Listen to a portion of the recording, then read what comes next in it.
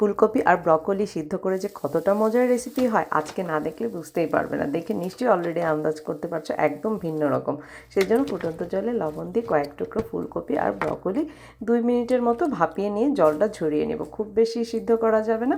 কড়াইতে তেল দিয়ে একটু জিরা ফোড়ন আর রসুন দিয়ে দিলাম, কয়েক কোয়া রসুনটা একটু বেশি দিতে হবে। দিয়ে দিলাম মটরশুঁটি আর সিদ্ধ করা কর্ন।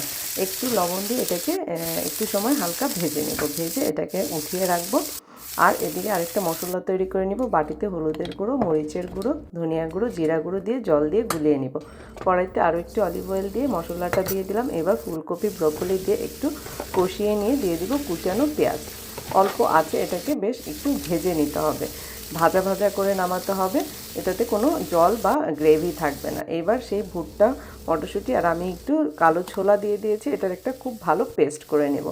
আর এটা ভাজা ভাজা হয়ে গেছে। এদিকে ফুলকপি ব্রকোলি, সেই পেস্টটা প্লেটে ছড়িয়ে উপর থেকে ফুলকপি ব্রকোলি দিয়ে দিলাম। খেতে যে কতটা অসাধারণ লাগে, যাকে বানিয়ে একবার খাওয়াবে সে বারবার খেতে চাইবে, গ্যারান্টি দিয়ে বলতে পারি। অবশ্যই একবার ট্রাই করবে আর বানিয়ে আমাকে জানাবে কেমন লেগেছিল। সবাই অনেক অনেক ভালো থাকবে। আবার কথা হবে খুব শীঘ্রই।